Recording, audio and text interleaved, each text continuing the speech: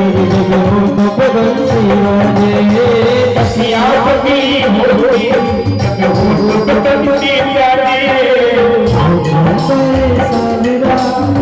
सावरा सावरा तारे हैं वाले बात सावरा तारे हैं वाले बात कितना सुंदर लागे हरे कितना लागे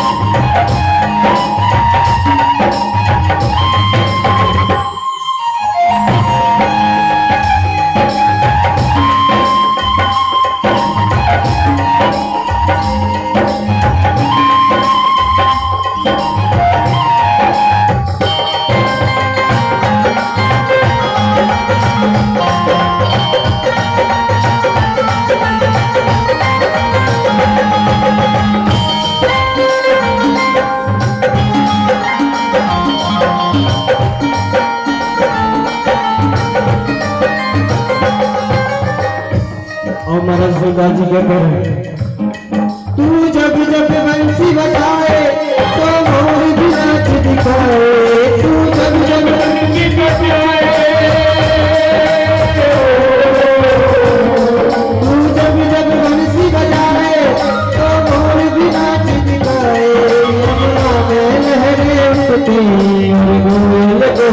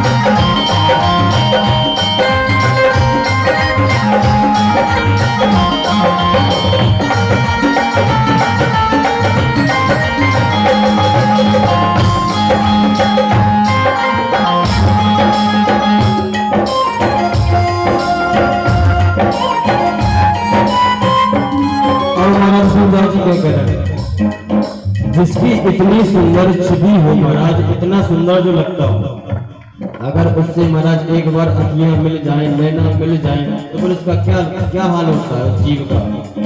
सूरदास जी महाराज अपने शब्दों से कह रहे हैं क्या कह रहे हैं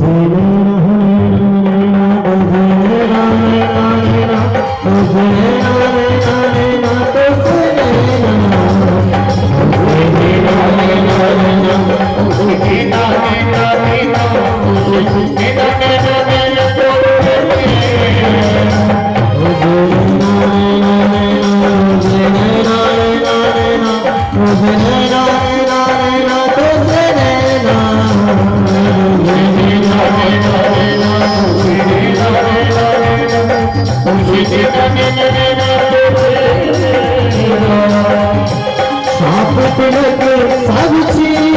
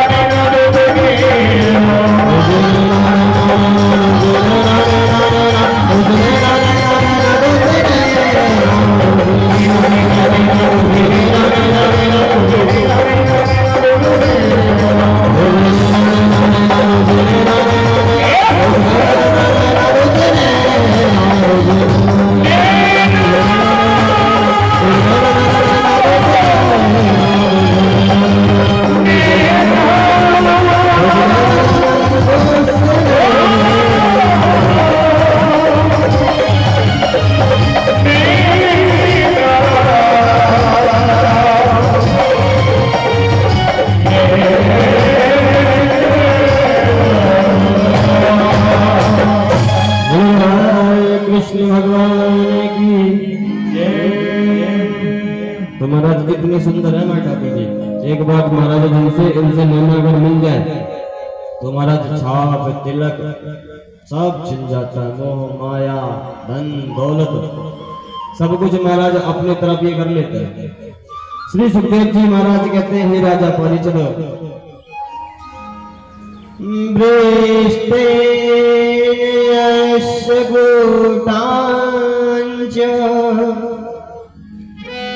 भूतने विश्वघातनी कालकूटनं यशः रवयस्तने व्रयकवै। श्री सुखदेव जी महाराज कहते हैं, हे राजा पारिषद, कंस को महाराज जब पता चला, मथुरा में कंस को जब पता चला कि हमारा शत्रु महाराज हमारे शत्रु ने गोकुल में जन्म ले लिया और निरंतर महाराज बधाई गाई जा रही है महाराज। अब तो महाराज कंस ने पूतना को बुलाया और कहा कि बढ़िया मौका है इसे मारने का। बधाई गाई जा रही है महाराज, भीड़ होगी, उसी भीड़ में तुम घुस जाना, अपने स्तनों में महाराज कालकूट नामक विष को लगा देना। स्तनों का आप जैसे ही पान करवाएंगे महाराज, छोटा सा वो बच्चा है महाराज मृत्यु को प्राप्त हो जाएगा, मर जाएगा। अब तो पूतना ने कहा जो आज्ञा प्रभु। अब वैसे ही हुआ महाराज, पूतना ने अपने स्तनों में कालकूट नामक विष लगाया और एक महाराज सुंदर नारी बनकर गोकुल पहुंच गए। यहाँ मैया के घर में, मैया के महल में महाराज निरंतर बधाई गा जा रही है, गोपियां आ रही है जा रही है महाराज, लाखों हजारों की भीड़ है। तो उसी भीड़ का महाराज सहारा लेकर पूतना महाराज नंद महल में प्रवेश कर गई। जैसे ही महाराज प्रवेश किया तो क्या देखा पूतना ने महाराज, ठाकुर जी एक छोटे से पालने में महाराज शयन कर रहे थे, खेल रहे थे, क्लोल कर रहे थे महाराज। ठाकुर जी का स्वरूप देखकर महाराज एक क्षण के लिए वो पूतना भी ठाकुर जी में मोहित हो गई थी कि इतना सुकुमार बालक आज तक के जीवन में हमने देखा नहीं, क्यों न से छोड़ दिया। लेकिन फिर ये सोचा कि अगर हमने से छोड़ दिया तो कंस से मुझे मार दे।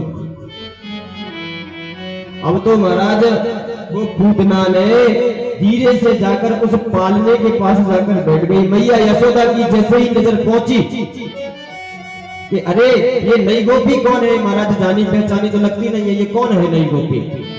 तो मैया यशोदा ने कहा कि इतना बड़ा ब्रजमंडल है, होगी कोई नई गोपी, किसी की बहू होगी। मैया यशोदा ने ज्यादा ध्यान नहीं दिया महाराज। पूतना ने समय का फायदा उठाकर ठाकुर जी को उठाया महाराज। ठाकुर जी को उठाने के बाद अपनी गोद में महाराज सहन करवाया और सहन करवाने के बाद अपने स्तनों का महाराज पान करवाने लगी, जिनमें महाराज विष लगा कर आई थी, कालकूट नामक विष था वो। अब जैसे ही महाराज स्तनों का पान करवाया पूतना ने, ठाकुर जी महाराज स्तनों का पान करते जा रहे हैं, हंस रहे। अब ठाकुर जी ने महाराज अपनी आंखें बंद कर ली। आंखें बंद महाराज करने के बाद में ठाकुर जी महाराज दूध का तो पान कर ही रहे महाराज, साथ में रक्त का भी पान करने लगे।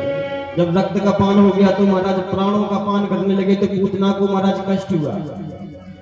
जैसे ही पूतना को कष्ट हुआ, पूतना महाराज चिल्लाई, अरे लाला मुझे छोड़, लाला मुझे छोड़। इतना महाराज कहकर झटपटाई तो कन्हैया ने कहा, हे मौसी जी, हम महाराज पकड़ना जानते, छोड़ना तो हम जानते ही नहीं। मुझे सिर्फ पकड़ना आता है, मुझे छोड़ना तो आता ही नहीं है। अब चाहे आप वो भक्त हो या शत्रु, हमें से मतलब नहीं है। अगर आप मेरे द्वार पर आए हैं तो हम तो आपको पकड़ेंगे, ठाकुर जी कहते हैं। लेकिन जब महाराज पूतना के ठाकुर जी प्राणों का हरण करने लगे तो महाराज जो सुंदर सी गोपी का रूप बनाकर पूतना आई थी, अब तो महाराज उसने विशाल रूप धारण कर लिया। महाराज बड़े बड़े दांत, महाराज इतने बड़े बड़े केश, और महाराज लेकर ठाकुर जी को आकाश मार्ग पर महाराज जाकर उड़ने लगी और चिल्लाने लगी, हा लाला छोड़, मुझे छोड़। ऐसा महाराज कहते कहते कन्हैया को महाराज लेकर आसमान में उड़ने लगे। ठाकुर जी ने महाराज उन पूतना के प्राणों का हरण कर लिया। जैसे ही महाराज पूतना धड़ाम से गिरी, यहाँ मैया यशोदा का बुरा हाल है कि अरे ये कौन राक्षसी है, मेरे बुढ़ापे पे तो लाला भयो महाराज, बुढ़ापे पे लाला होने के बाद भी ये महाराज मेरे लाला को ले गई, और ले जाने के बाद में मेरे लाला को कहाँ ले गई महाराज। रोते रोते मैया यशोदा भी उस पूतना के पीछे गई महाराज। जैसे ही वो पूतना गिरी महाराज, पूतना के महाराज वक्ष स्थल पर ठाकुर जी क्लोल कर रहे हैं, अभी भी आंखें बंद की है। श्री सुखदेव जी महाराज कहते हैं, हे राजा परिचदो, शास्त्र में महाराज दो वर्णन आए हैं कि ठाकुर जी ने आंखें बंद की। शास्त्र में दो हैं और संतों के मत अनेक हैं। शास्त्र में दो वर्णन आए कथा में। प्रथम महाराज वर्णन, ठाकुर जी ने आंखें इसलिए बंद की, ठाकुर जी ये सोच रहे थे कि महाराज इसे गति कौन सी दी जाए। हमने इसके दूध का पान किया है महाराज, दूध का पान माँ का किया जाता है, अगर हमने माँ ने तो ये नरक की अधिकारी नहीं है। अब दूसरा भाव महाराज, शंकर भगवान को महाराज भोले बाबा को ठाकुर जी बुला रहे हैं कि हम तो यहाँ लड्डू मेवा मिश्री मक्खन इत्यादि इत्यादि खाने आए थे। आते ही महाराज विष मिलने लगा, तो जैसे महाराज समुद्र मंथन में आपने पिया था विष, आओ महाराज यहाँ भी ये विष आके पियो। हम तो यहाँ छोटे से लाला बन के आए हैं महाराज, भैया की गोद में खेलेंगे, माखन खाएंगे, ये करने आए, विष पीने नहीं आए। तो दो भाव महाराज शास्त्र में बताया कि ठाकुर जी ने आके क्यों बंद की। इसके बाद महाराज जैसे ही पूतना गिरी, मैया यशोदा दौड़कर महाराज आई और महाराज अपने ठाकुर जी को उठाकर महाराज अंग में भर लिया और प्रेम अश्रुओं से महाराज उन ठाकुर जी के महाराज सिर पर अपना हाथ फिरने लगे। और अब तो महाराज किसी को ठाकुर जी को दे ही ना, अपनी महाराज छाती से ठाकुर जी को चिपकाया कि मेरे बुढ़ापे में तो लाला भयो महाराज 2 दिन इसको जन्मे नहीं हुए और ये राक्षसनी महाराज इसको मारने के लिए आने लगी। मैंने किसी का क्या बिगाड़ा जो महाराज ये राक्षसनी हमारे घर आने लगे। अब तो प्रेम अश्रुओं की धारा से महाराज मैया यशोदा ठाकुर जी के सिर पर हाथ फेर रही है महाराज, और कह रही है महाराज मेरा छोटा सा लाला है, बुढ़ापे पे महाराज मैंने कितने पत्थर पूजे, उसके बाद मैंने ये लाला पाया। ये प्रभु इसे किसी की नजर न लगे, इस प्रकार भगवान को धन्यवाद दे रही है महाराज। स्वयं उन्हें ये पता नहीं है महाराज, स्वयं भगवान आपकी गोद में खेल रहे हैं, भगवान को धन्यवाद कर रही है। जय हो भगवान, आपने हमारे कन्हैया की रक्षा की, हमारे लाला की रक्षा की।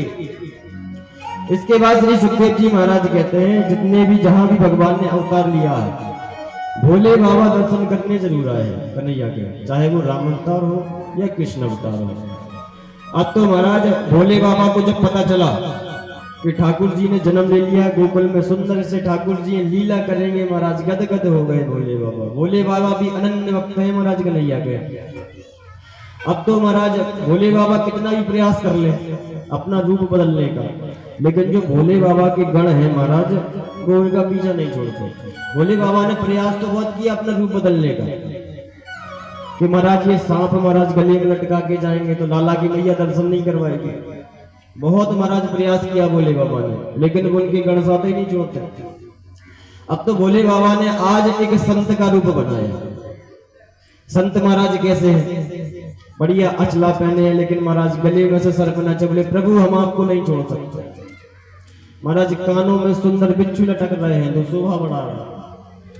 मस्तक पर महाराज ततैया बैठी है, वो तिलक के समान है। इस प्रकार हमारे भोले बाबा का श्रृंगार है। अब जैसे ही महाराज संत का रूप बनाकर मैया यशोदा के द्वार पर पहुंचे और कहने लगे, मैया अलग दे के पलक जगा, मेरे लाला के दर्शन करवा। मैं बहुत दूर से आई हूँ, मेरे गुरु का आदेश हुआ है कि जाओ मैया के लाला के दर्शन को करके आओ। अब मैया ने कहा, लाला बाबा तो धन चाहिए, पैसा चाहिए, अन्न चाहिए, मेवा चाहिए, मिष्ठान चाहिए, दूध चाहिए, दही चाहिए, जमीन चाहिए, महल चाहिए, मैं सब दूंगी, लेकिन अपने लाला के दर्शन नहीं कर पाऊंगी। क्योंकि महाराज देखो बाबा, बुढ़ापे पे तो मेरे लाला भयो। दूसरी बात, लाला का जन्म नहीं हो पाया महाराज, एक राक्षसनी आ गई थी इसको मारने के लिए। ऊपर से मैं बुढ़िया तेरे शरीर के देखकर डर रही हूँ महाराज, मेरा छोटा सा लाला वो तो डर ही जाएगा। ये सांप महाराज फुसकारी मार देगा मेरे लाला की तरफ, ये ततैया चिपक जाएगी, ये बिच्छू काट लेगा। तो महाराज भोले बाबा के मुख से निकल गया कि अरे ये तो साधारण सा सर्प है, वो तो महाराज शेष नाग की महाराज फलों की सैया पर विराजमान करने वाले हैं जो आपके लाला है। भैया ने कहा, बाबा तू बोराएगा, पागल हो गया बाबा तू, मेरा छोटा सा लाला कह रहा है महाराज सांप की सैया पर सोता है, इतना छोटा चल भी नहीं पाता महाराज, वो क्या सांप की सैया पर सोएगा। अब भोले बाबा ने कहा, भैया देखो हमारा वो मतलब नहीं था कहने का। मैया ने कहा, देख बाबा बहस करने से कोई मतलब है नहीं, मैं लाला के दर्शन तो बिल्कुल ना कर पाऊं, कुछ भी कर ले। हाँ अगर तुझे अन्न चाहिए, जो भी चाहिए, धन चाहिए, जितना चाहिए ले जा, मैं मना नहीं करूंगी, लेकिन लाला के दर्शन नहीं कर पाऊंगी, कुछ भी हो जाए। अब तो महाराज भोले बाबा वहां से चले गए, कुछ दूर जाकर एक कदम्ब के वृक्ष के नीचे बैठ गए। अब जैसे ही महाराज कदम्ब के वृक्ष के नीचे बैठे, हमने आपसे कहा था एक कदम बढ़ाओ ठाकुर की तरफ, ठाकुर 10 कदम बढ़ाता है। यहाँ जब कन्हैया ने महाराज देखा कि अरे मेरे अनन्य भक्त हमारे दर्शन के लिए आए हैं महाराज, अनन्य भक्त, थोड़े बहुत भक्त नहीं, अनन्य भक्त। अब तो ठाकुर जी ने महाराज लीला करी, जोर जोर से महाराज रोना प्रारंभ कर दिया।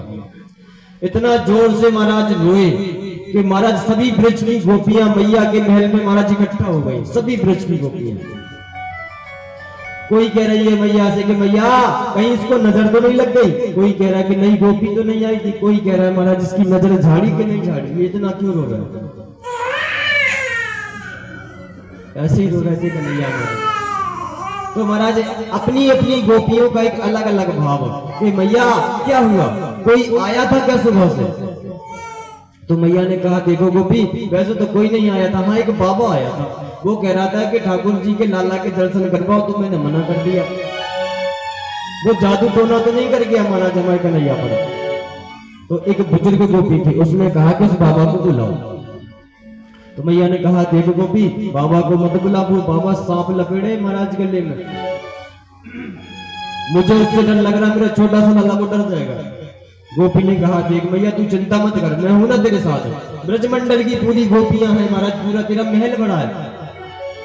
ठाकुर जी से महाराज वो ब्रज की गोपियां इतना प्रेम करती थी, प्यारे इतना प्रेम करती थी कि अगर ठाकुर जी एक निवाला ना खाते तो महाराज पूरे ब्रजमंडल के वैद्य हकीम महाराज नंदो भवन में महाराज उपस्थित हो जाते कि आज ठाकुर जी ने एक निवाला कम क्यों खाया। ऐसे नहीं महाराज, उनको ठाकुर जी जब वो कहती थी ठाकुर जी से, तो ठाकुर जी ऐसे नृत्य नहीं करते थे, वो भाव था उन गोपियों का, वो ठाकुर जी से इतना प्रेम करती थी वो। तो एक गोपी ने कहा कि जाओ गोपी उस बाबा को देख के आओ। वो बाबा कहाँ है, चला गया कहीं ब्रज में है। तो एक गोपी गई महाराज, भोले बाबा तो बैठे ही थे महाराज, बिना दर्शन जी नहीं जाएंगे, कन्हैया के दर्शन करेंगे तब ही जाएंगे महाराज कैलाश पर्वत पर। गोपी गई भोले बाबा के पास, बोले बाबा चलो तुझे मैया बुला रही है। बाबा ने कहा हम नहीं जाएंगे, मैया बड़ी घमंडी है, बहुत घमंडी है, हमने कहा था अपने लाला के दर्शन कर पाते, बोले मैं ना कराऊं लाला के दर्शन। तो उस गोपी ने आग्रह किया कि हे बाबा तुम चलो हम आपको दर्शन करवाएंगे, लाला बहुत जोर जोर से रो रहा है महाराज, चलो तुम। आज महाराज भोले बाबा चल पड़े महाराज ठाकुर के दर्शन करने, ठाकुर जी की गलियों से, ठाकुर जी की नगरी से महाराज भोले बाबा चल पड़े। और महाराज जैसे ही चल के नंद भवन में प्रवेश किया, प्रवेश करने के बाद जोर जोर से हमारे कन्हैया रो रहे थे, मैया यशोदा महाराज बहुत चुप कराने का प्रयास करें, लेकिन महाराज ठाकुर जी ना रोए, ठाकुर जी चुप ना हुए। अब भोले बाबा जैसे ही नजदीक गए, मैया यशोदा से कहा कि ला मैया लाला को मुझे दे दे। तो मैया यशोदा ने कहा ना ना बाबा, जो करना जो दूर से कर, झाड़ फूक तुझे जो भी करना, गोद में तो मैं नहीं दूंगी। देखो महाराज, तो आपके शरीर की दिशा देखो महाराज, बिच्छू कांतरे पता नहीं, छोटा सा मेरा लाला कहाँ चिपक जाएगी पता ही नहीं चलेगा। तो भोले बाबा ने कहा देखो मैया कोई नहीं चिपकेगा, मुझे आप लाला को दो। तो जैसे ही महाराज आज मैया यशोदा ने भोले बाबा को लाला को दिया महाराज गोद में, आज एक भक्त और भगवान की जब महाराज एक दूसरे ने आपस में दर्शन किए, महाराज श्री सुखदेव जी कहते हैं हे राजा पारीक्षित, देखिए कि सुंदर दृश्य को जब एक भक्त और एक भगवान का मिलन होता है महाराज। ठाकुर जी भोले बाबा को देखे, भोले बाबा ठाकुर जी को देखे, दोनों मंद मंद मुस्काए महाराज। श्री सुखदेव जी कहते देखो राजा पारीक्षित आज गदगद हो रहे हैं कि मैंने सही किया, जो मुझे महाराज श्राप मिला, अगर आज मुझे श्राप ना मिला होता तो आज मुझे ये कन्हैया की सुंदर कथाएं, सनैया के सुंदर चरित्र मुझे आज श्रवण नहीं होते। तो मैं धन्य हूँ महाराज, मुझे श्राप नहीं मुझे वरदान मिला। तो आज भोले बाबा की गोद में जैसे ही कन्हैया गए, खिलखिलाकर महाराज हंसने लगे, खिलखिलाकर हंसने लगे। भोले बाबा की गोद में जाते हैं, जैसे ही महाराज खिलखिलाकर हंसने लगे, भैया यशोदा ने कहा ये बाबा जरूर कोई जादू तो ना जानता है। भैया एक निवेदन और है आपसे, कथा पंडाल की तरफ पैर करके ना बैठा करें, और कछु भी कर ले ऐसे हो जाए ऐसे हो जाए, भागवत जी की तरफ पैर ना करें, नहीं किए जाते हैं, अपराध लगता है। तो महाराज आज भोले बाबा की गोद में जैसे कन्हैया गए, महाराज हंसने लगे जोर जोर से खिलखिलाकर। तो भैया ने कहा बाबा तू जरूर कोई जादू तो ना जानता, मेरे लाला को ऐसा आशीर्वाद तू दे के जा महाराज के मेरे लाला को कभी किसी की नजर ना लगे, ये कभी कभी महाराज रो ही ना। तो भोले बाबा ने कहा भैया मैं ऐसा ही आशीर्वाद आपको दे के जाता हूँ, आप एक काम करना, आप मेरा एक छोटा सा मंदिर बनवाना, मंदिर बनवाने के बाद जब भी आप अपने कन्हैया के महाराज स्नान करवाया करो, नहलवाया करो, तो वो जल जो निकला करे उस जल को महाराज आप हम पर चढ़ा दिया करो। अगर आप ऐसा करेंगे तो मैं आशीर्वाद देता हूं कि उस दिन से महाराज आपके लाला को कभी नजर नहीं लगेगी। तो वैसा ही मैया यशोदा ने किया, भोले बाबा को महाराज एक सुंदर मंदिर बनवाया और महाराज नित्य कन्हैया को स्नान करने के बाद वो जल भोले बाबा पर चढ़ा दे, तो महाराज कन्हैया को कभी भोले बाबा का आशीर्वाद है, कन्हैया को कभी नजर नहीं लगी कभी। ऐसे हमारे भोले बाबा है महाराज, ऐसे भक्त और भगवान का जब मिलन होता है। बोले श्री शंकर भगवान की। अब महाराज आगे हमारे कन्हैया ने लीलाओं को महाराज संपन्न किया। श्री सुखदेव जी महाराज कहते हैं हे राजा परीक्षित, कन्हैया हमारे हैं तो छोटे, लेकिन महाराज चतुर बहुत है, चंचल बहुत है, नटखट बहुत है महाराज, थोड़े बहुत नटखट नहीं है, बहुत है। ये महाराज हल्के से बड़े हुए, गुटुअन गुटुअन महाराज चलने लगे। पूरे घर में महाराज मैया यशोदा ने सुंदर इनके पांव में निपुर बांध दी। निपुर समझते हैं? पायल। छोटे से कन्हैया छोटी सी पायल बांध दी। जब महाराज गुटुअन गुटुअन चले तो महाराज पूरे महल में वो छन छन छन छन की आवाज करती चले। आप प्यारे सोचिए उस दृश्य को महाराज, कैसा होता होगा जब एक ब्रह्म किसी के घर में गुटुअन चल रहा हो महाराज, कैसा होगा वो दृश्य। मैया यशोदा जैसे ही उस दृश्य को देखती महाराज गदगद हो जाता, मैया की आंखों से अश्रुधारा बहने लगती।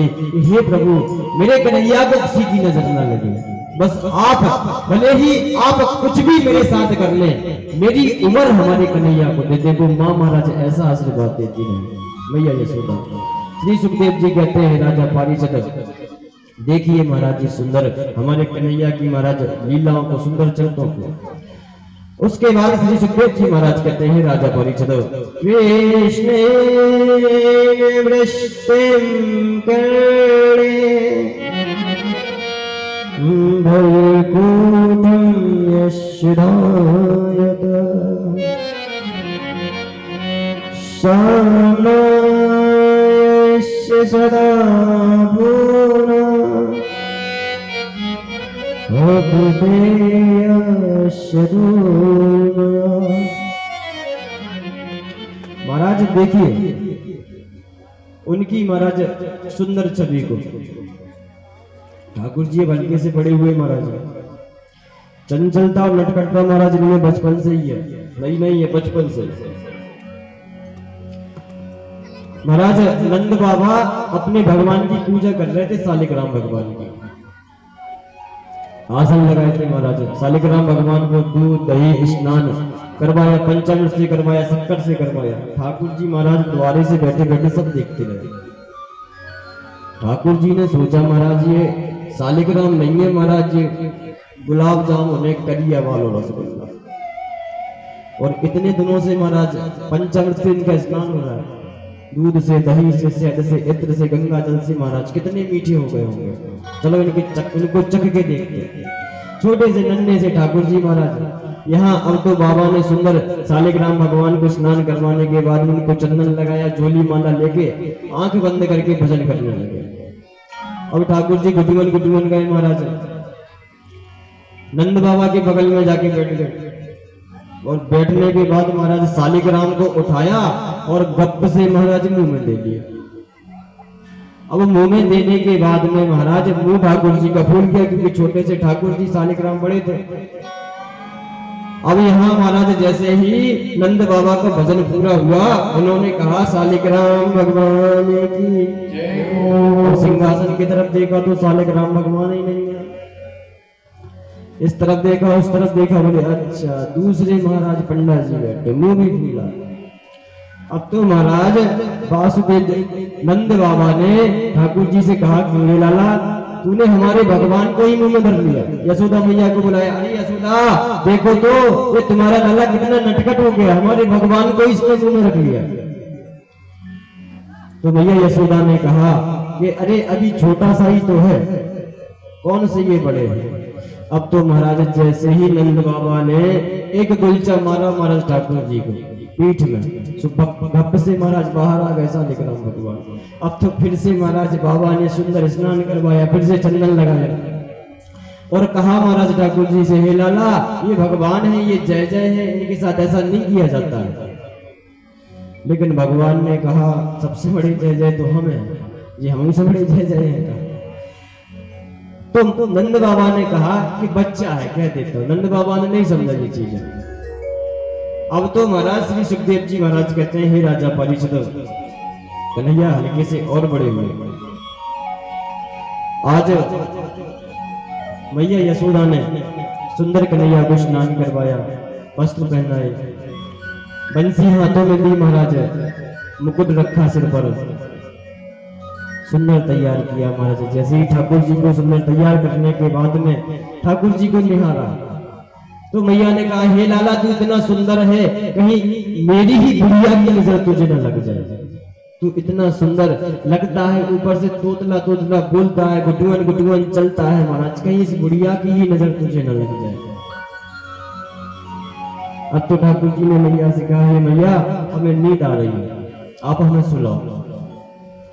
अब तो मैया ने कन्हैया को गोद में महाराज लेटा लिया और महाराज सुंदर आज कन्हैया को सुला रही और महाराज लोरी भी गा रही, कह रही है, छगने मेरे लाल को आजा निलिया भेजा, छगने मेरे लाल को आजा निलिया,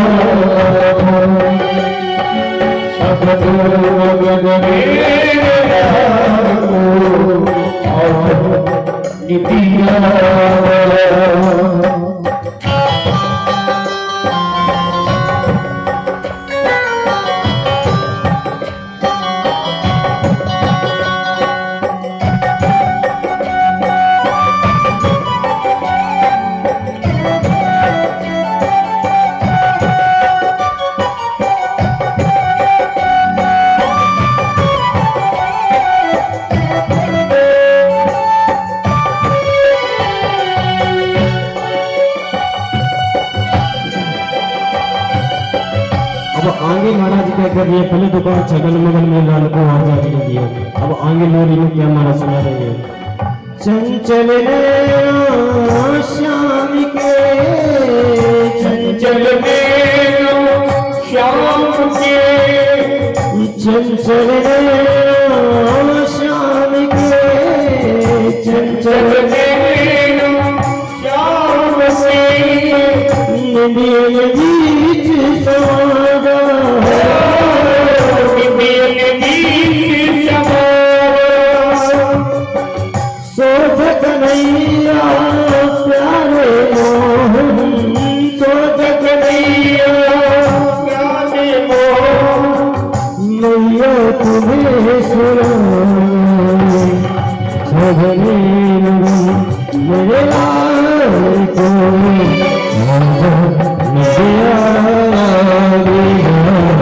सजने मेरे लाल